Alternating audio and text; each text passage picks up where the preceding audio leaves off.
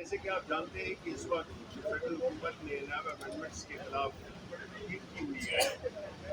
اس کی پروسیڈنگز ہو رہی ہیں جو اس وقت بھی جاری ہیں۔ ایک تعلق سا پیدا ہو گیا ہے کہ چیف جسٹس صاحب کا یہ ماننا تھا کہ لائف اسٹریمنگ نہیں ہونی چاہیے کیونکہ یہ ایک پبلک امپورٹنس کا کیس نہیں ہے۔ ہمارے ایڈوکیٹ جنرل خیبر پختونخوا کا جو اوپینین تھا وہ یہ تھا کہ پہلے بھی ہوتی رہی ہے اور اب بھی ہونی چاہیے،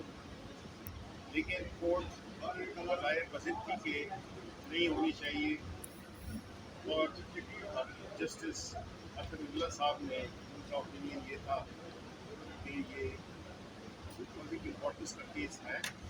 اور اس کی لائف اسٹریمنگ ہو چکی ہے۔ کورٹ اس وقت برخاست ہے اور وہ دوبارہ کرنی ہوگی۔ ہمارا کہنا یہ ہے کہ دیکھیں، یہ جو کیس ہے نائب امینڈمنٹس کا، یہ وہ کیس ہے جس کے خان صاحب عمران خان صاحب اس کے وکٹم ہو بھی سکتے تھے، اس کے باوجود انہوں نے چیلنج کیا۔ ایک طرف تو یہ اربوں روپوں کا کھیل ہے جس سے کبھی بھی یہ نہیں کہا جا سکتا کہ یہ پبلک انٹرسٹ کا کیس نہیں ہے۔ یہاں پہ خان صاحب کو جو اجازت ہے کورٹس کی ڈیسیژن کے مطابق ہی کہ ان کو پیش کیا جائے، اور سپریم کورٹ نے ان کو یہ فیسلٹی بھی دی کہ وہ ویڈیو لنک کے ذریعے آ کے اپنے کیس کا دفاع کر سکیں۔ یہاں پہ جو مذاکرہ خیز بات ہے کہ ایک طرف حکومت نے چیلنج کیا ہوا ہے ان امینڈمنٹس کو، اور اس میں 14 دن کا ریمانڈ ہے، اور دوسری طرف آرڈیننسز، اس وقت کیس چل رہا ہے، انہی کا کیس چل رہا ہے، اور دوسری طرف آرڈیننسز جاری کیے ہیں کہ جس میں کہ ریمانڈ پیریڈ کو 14 دن سے بڑھا کر 40 دن کر دیا گیا ہے۔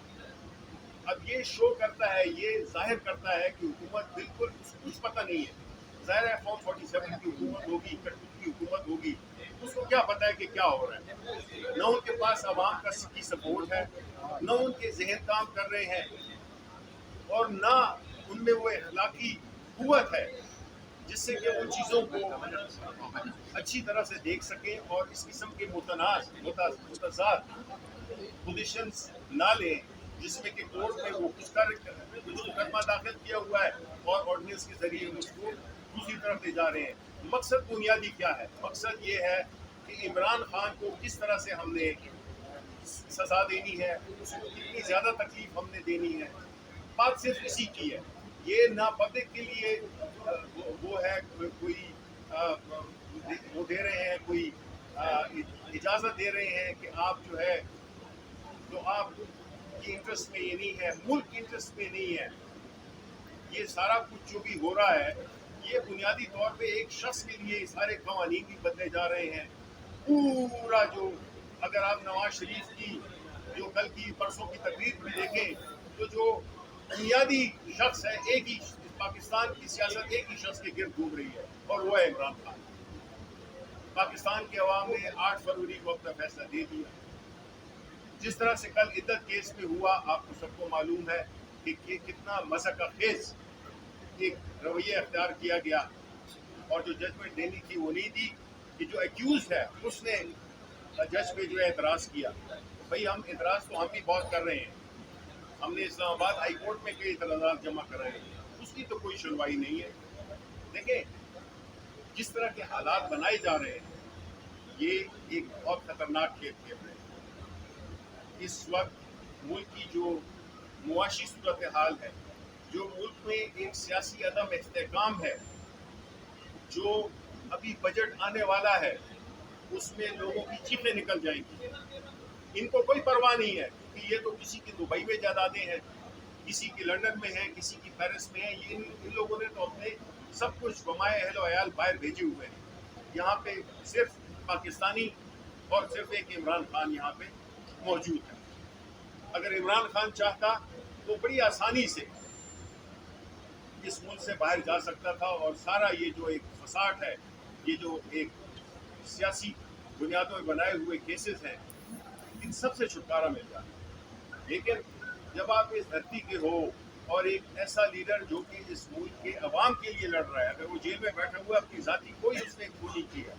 वो सिर्फ पाकिस्तान की अवाम के लिए इधर बैठा हुआ है, जेल में बैठा हुआ है, लेकिन वो बिल्कुल कंप्रोमाइज नहीं कर रहा, क्योंकि उसका कंप्रोमाइज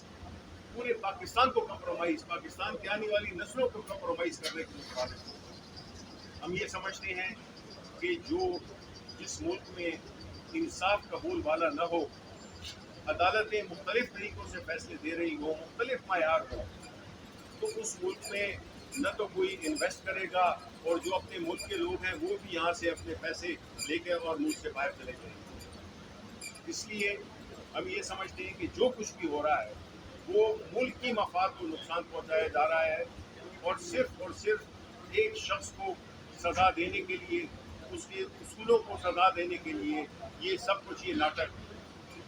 रचाया जा रहा है। इलेक्शन कमीशन ऑफ पाकिस्तान को आप देख लें, इलेक्शन ट्रिब्यूनल्स देख लें, इनको सूट ही नहीं करता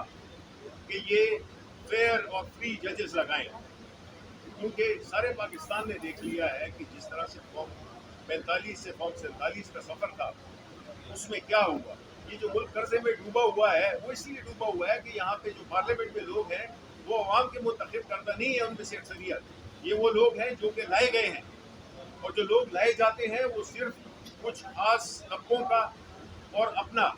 वो ख्याल रखते हैं, उनको कोई मुल्क की परवाह नहीं है, उनको अवाम की परवाह नहीं है। इलेक्शन कमीशन ऑफ पाकिस्तान जिसने के अरबों रुपए लगाए हैं एक इलेक्शन को करवाने के लिए, और सितम ज़रीफ़ी देखें, जो इलेक्शन इन्होंने कराया अरबों रुपए खर्च करके, और एक वो इलेक्शन जो कि तीसरी दफ़ा पाकिस्तान तहरीक इंसाफ ने कराया, और उसको वो चैलेंज कर रहे हैं कि जी आपने इलेक्शन ठीक नहीं कराया। यानी अंदाज़ा देखिए, सितम ज़रीफ़ी देखें कि वो हमें कह रहे हैं कि आपने इलेक्शन ठीक नहीं कराया। ये एक्सपोज हो चुके हैं, और हम पार्लियामेंट में भी और मुख्तलिफ कोर्ट्स में भी हम ये चीज़ें लेके जाएंगे कि जिस तरह से जजेस की नॉमिनेशन को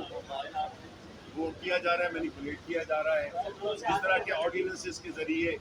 रिटायर्ड जजेस को लाया जा रहा है, अपने मनपसंद जजेस को ले जाया जा रहा है, क्योंकि अंडा तो फोड़ दिया था निगरान वज़ीर आज़म ने काकड़ ने, जिसमें उसने कहा था कि आप फॉर्म 47 की हैसियत अगर आपको मालूम हो गई तो आप मुँह दिखाने के काबिल नहीं रहेंगे। तो ये तो सब तय है, अब उसमें पर्दा डालना है और उसके लिए मनपसंद लोगों को लगाना है।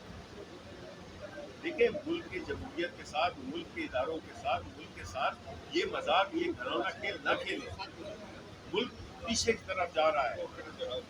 एक दहाई पीछे चला गया। मज़ीद ऐसी वीडियोस देखने के लिए हमारे चैनल को सब्सक्राइब करें और बेल आइकन को दबाना न भूलें।